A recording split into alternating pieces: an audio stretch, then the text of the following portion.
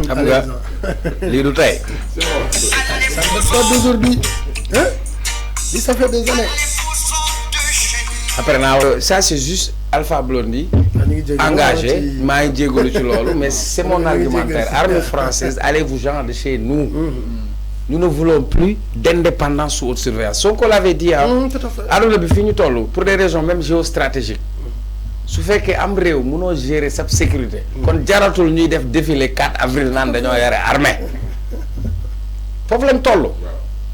beneen bi man damay bëgg documenter armée sénégalaise bi dañu dem ñu signé waat ay accord de défense yi ci indépendance yi Macky bi mu ñëwee dañu signé waat ay accord de défense ak Sarkozy 2012 accord de défense yooyu moo tax la partie sénégalaise met gracieusement à la disposition des forces françaises stationnées en transit les installations suivantes.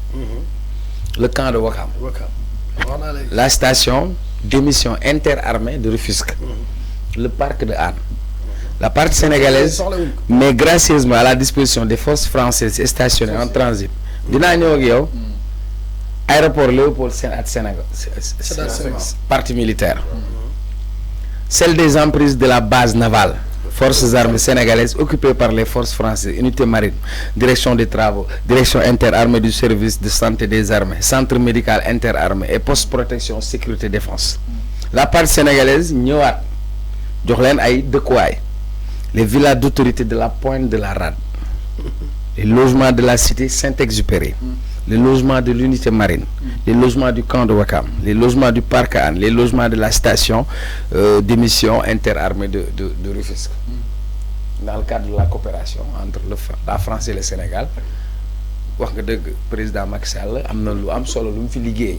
te man dama ko koy nangul et dama ko ci félicité bi ñu koy inauguré fekkeewu ko mooy haute école d'études stratégiques des armées bi Diomaye présidé woon.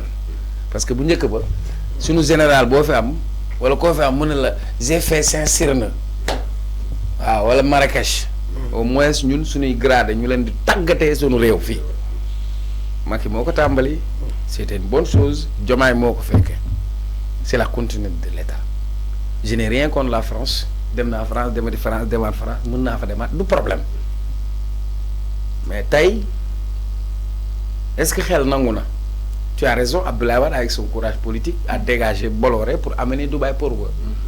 Aduna bi tey tollatuñu foo xam ne dañu am benn modèle économique de coopération bilatérale ci France bi nga xamante ni man waxuma ko déggool moo ne la France n'a pas l'État n'a pas d'amis, elle n'a que des intérêts. Ce sont ces intérêts géostratégiques et géoparticuliers qui ont fait que la position géographique du Sénégal a permis à la France muy intervenir à partir du Sénégal pour dem au Mali. Ce qui s'est passé au Mali, c'est la France. C'est Sarkozy qui a assassiné Kadhafi. Libye moo nekkoon réserve d'armes bi ëpp ci àdduna bi parce que Kadhafi parlait de monnaie unique parce que Kadhafi parlait d'armes uniques mais quand on a liquidé Kadhafi armes yëpp ñëw Mali. MNLA Mijao ña ñoo nekkoon ci ginnaaw du France mais France précaré bi mu amoon amatu ko malheureusement dañu dugal ci benn complexe. Moi je te dis Ablaye entre Sénégalais moi je suis pas fier dégg ay Pincetou Vokora Lion Rouge c'est symbole franc-maçonnique la moi je préfère écouter le Tara Gandawaale Madina moi je préfère déglu Junjung Sessine moi je préfère déglu ñaani bañ na parce que bàkkum réew dafa ma war a raisonner mais ñu dugal ñu ci bureaucratie française boobu même seen école bi ñu am ñun nii ce n'est pas une école sénégalaise c'est une école française au Sénégal. C'est ça la vérité. mais ma ñëw après on viendra dinaa ñëw ci conséquence mën na positif comme mën na négatif xam nga conséquence mën na positif comme mën na négatif dinaa ñëw fi nga bëgg mais c'est-à-dire nañ ma nangul ni li sama maam Masmoud Diop xaw ma ko te bëggoon koo fekkee borom PA yi te doon wax moom sa réew loolu mu doon jooy moom di ko jàmbat ca jamono boobu li taxoon Mamadou Dia du mooyu France jublu ci Union soviétique parce que gis na seen wàllu développement sur le plan agricole sur le plan du développement communautaire looloo taxoon France liquidé ko ki jàppoon Mamadou Dia Jean-Alfred Diallo armée française la nekkoon sénégalais la Mamadou Dia moo ko jëlee woon bi ñu amee indépendance indi fi cadre le premier plan de développement du Sénégal c'est Mamadou Dia. Vous pensez que l'élimination de Mamadou Dia c'est un hasard parce qu'il ne faisait pas l'affaire de la France mais ñi reconnaître qu'ils ont eu le courage Ablaye tu es là yaa ma njëkk a juddu mosoo fee dégg leader politique bu ñemee taxaw attaqué CFA ku ko fi def dañ laa faat c'est vieux Olympio bi mu ko defee dañ koo boobu Thomas Sankara bi mu toogee keroog am at yi Diomaye am mu toog ci wetu Mitterrand tenir discours de vérité et de courage dañ koo liquider kaka rayoon Compaoré bi ñu koy rëccal waa France ko rëccal la amoon démb wonni na buum ba jàmba dog na parce que tey les petits-fils de ces tirailleurs sont très fiers de défendre leur intégrité avec leur fierté sénégalaise maintenant quand je vois ndaw ñemee am fit am sañ-sañ toog siggi français yi ne ko armée bi lu ngeen ci wax mu ne est-ce que yéen yenu na maanaa ngeen di gis char de combat bu russe ñu sol tenue russe wala char de combat bu espagnol wala bu chinois parce que c'est la perception que nous avons vous êtes des envahisseurs et au-delà de stratégie grand on parle de croissance mais tey suñu koom-koom moi je suis pas fier je te le dis SDE 1994 bi ñuy signé contrat d'affaires c'est une entreprise française d'éguerrement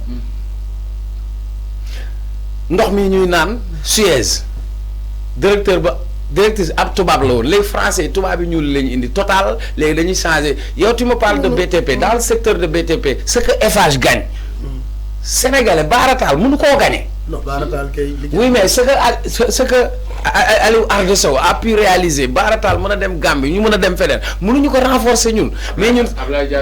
très bien voilà léegi nag suñu secteur maanaam suñu koom-koom suñu reeni koom-koom li gën a stratégique ba ci téléphone ñaa ngi may Expresso yokk na Tigo keneen même bu Mbacké yu fay bi sax Orange moo koy jox promo bi autoroute à péage bi on s'est battu pour ça Gérard Sénac peinture la doon jaay si au Sénac yi maire di Sénac turam moo ca ne sur l'autoroute à péage par exemple c'est Karim Wade qui avait négocié avec su Wade li Sénégal joxe Eiffage joxewu ko Sénégal moo leb Banque africaine de développement Sénégal moo dem jël ay fonds jël xaalisam propre sur le montage financier moom li mu ci joxe moo si gën tuuti yamuñu si mu jël entreprise française Total ne ko yaa fiy jaay station il a fallu ñu yéeg fayit monter ba Sénégalais Demba Ka mën fa am station même sur l'état carburant bi sax Total moo doon gagner le marché je n'ai rien contre la France mais quand les gens parlaient de France dégage c'est pas pour dire France jóge fii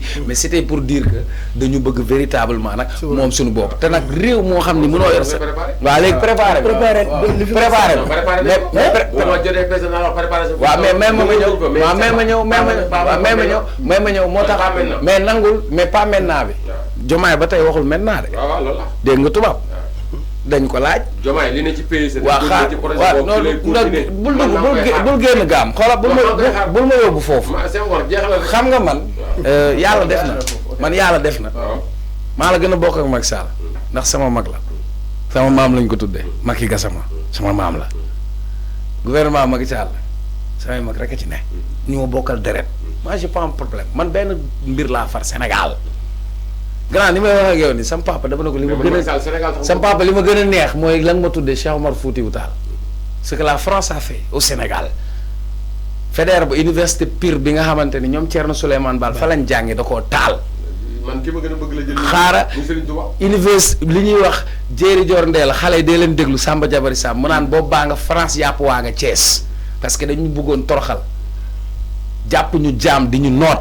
léegi ça me permet de revenir à ce qui s'est passé à Thiaroye am na une évolution Abdoulaye Wade en 2006 est parvenu ñu commémorer 60e anniversaire Jacques Chirac reconnaître ne c'est un drame dégg nga français ñu évoluer Macky Sall Sarkozy ñëw ne c'est un drame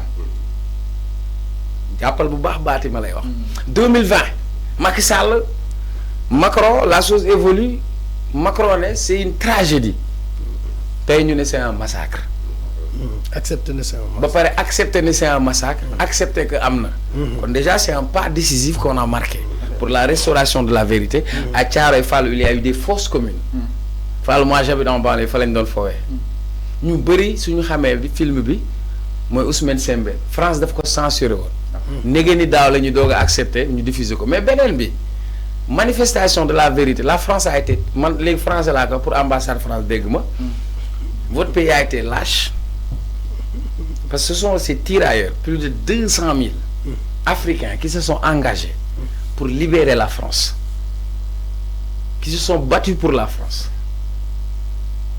La meilleure façon de les rétribuer, c'est de les assassiner lâchement ce 1er décembre 1944. Maintenant, quand Diomaye ñëw ne bis boobu dañ koy mandargal màggal ko ñu bind ko ci sunu taarixum réew fexe ñafe barke alxuraan kii naa ko may ñetteelu tukulóor parce que tey jaam tuuti na waaye dangar jàng ci Macky Sall nag fii la demoon naan les Français sont nos amis même les tirailleurs après les repas des Français ils nous donnaient des desserts pour moi c'est une insulte grand jàmbaar man wax la de fii di fierté sénégalaise bi daw fii billaahi la man ci conséquence bi léegi moo wax la conséquence positive xam nga la mooy la conséquence très bien quelle est la conséquence de la présence de l'armée française au Mali?